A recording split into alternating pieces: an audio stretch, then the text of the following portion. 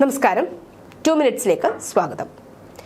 കള്ളക്കടത്ത്, സ്വർണ്ണക്കടത്ത്, ലഹരിക്കടത്ത്, കള്ളനോട്ടടി തുടങ്ങിയവ രാജ്യദ്രോഹ പ്രവർത്തികളാണ്. അതിനേക്കാൾ വലിയ രാജ്യദ്രോഹമാണ് ജനാധിപത്യത്തെയും ഭരണഘടനയും അട്ടിമറിക്കുന്ന വോട്ട് കടത്ത്. ആ വോട്ട് കള്ളക്കടത്തിനെയും കള്ളക്കച്ചവടത്തെയും കുറിച്ചുള്ള വാർത്തകളാണ് ഈ 2 മിനിറ്റ്സിൽ.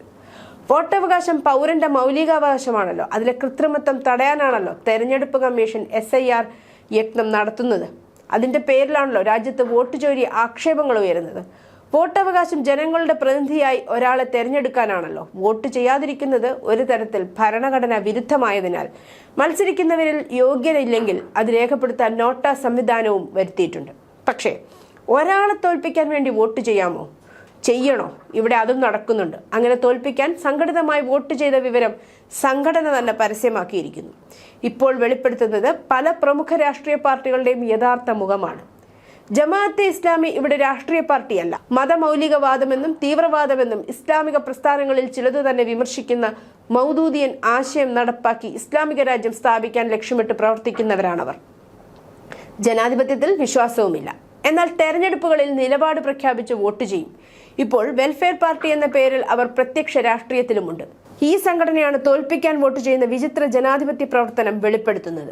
ജമാഅത്തെ ഇസ്ലാമിയുടെ കേരള തലവനെ അമീർ എന്നാണ് അവർ വിളിക്കുന്നത്. അമീർ P. മുജീബ് റഹ്മാൻ വാർത്താ സമ്മേളനത്തിൽ വെളിപ്പെടുത്തിയത് ഇങ്ങനെയാണ്: BJPയെ തോൽപ്പിക്കാൻ ഞങ്ങൾ വിജയിക്കാൻ സാധ്യതയുള്ള LDF, UDF മുന്നണികൾക്ക് വോട്ട് ചെയ്തിട്ടുണ്ട്. CPMമായും കോൺഗ്രസുമായും ഇക്കാര്യത്തിൽ നീക്കുപോക്കുണ്ടായിട്ടുണ്ട്. പണ്ട് ചെയ്തിട്ടുണ്ട്. ഇത്തവണ തദ്ദേശ സ്വയംഭരണ തെരഞ്ഞെടുപ്പിൽ ചെയ്തു, ഇനിയും ചെയ്യും. തോൽപ്പിക്കാൻ വോട്ട് ചെയ്യുക എന്നതാണ് വിചിത്രം. BJPയെ തോൽപ്പിക്കാൻ ചെയ്യുന്നത് അവർ നേരിട്ട് കൊള്ളും. തിരുവനന്തപുരത്ത് അങ്ങനെ തോൽപ്പിക്കാൻ വോട്ട് ചെയ്തിട്ടും BJP മേയർ വന്നല്ലോ. പക്ഷെ ശ്രദ്ധിക്കേണ്ടത് അതല്ല. ജമാഅത്തെ ഇസ്ലാമിക്കെതിരെ പ്രസംഗിക്കുന്ന CPMമായി 2004, 2006, 2009, 2011, 2025 വരെ രാഷ്ട്രീയ കള്ളക്കച്ചവടം നടത്തിയിരുന്നുവെന്നാണ് ജമാഅത്തെ ഇസ്ലാമി അമീർ പറയുന്നത്. കോൺഗ്രസും UDFും അവരുമായി ചങ്ങാത്തത്തിലും സഖ്യത്തിലുമാണ്. BJPയെ തോൽപ്പിക്കാൻ മുസ്ലിം ലീഗ് സ്ഥാനാർത്ഥിക്കും വോട്ട് ചെയ്യുമെന്നാണ് ജമാഅത്തെ ഇസ്ലാമിയുടെ പ്രസ്താവന. തദ്ദേശ സ്വയംഭരണ സ്ഥാപനങ്ങളിലെ സ്റ്റാൻഡിംഗ് കമ്മിറ്റി തെരഞ്ഞെടുപ്പുകളിൽ BJPയെ തോൽപ്പിക്കാൻ LDF, UDF കക്ഷികൾ ഒന്നിച്ച് സഖ്യകക്ഷിയായി വോട്ട് ചെയ്യുന്നു എന്നതാണ് മറ്റൊരു വാർത്ത. കേരളത്തിലും കോൺഗ്രസും കമ്മ്യൂണിസ്റ്റുകളും യോജിച്ച് ഇന്ത്യ സഖ്യമാവുമെന്ന് ജമാഅത്തെ ഇസ്ലാമിയുടെ നിർദ്ദേശം. അല്ല, BJP അത്ര വലിയ ശക്തിയായി കഴിഞ്ഞോ കേരളത്തിൽ എന്നാണ് വോട്ടർമാരുടെ ചോദ്യം. എന്തൊരു BJP പേടി! പേടിച്ചു പോയെന്ന് പറയാതെ പറയുകയല്ലേ ഇവരെല്ലാം.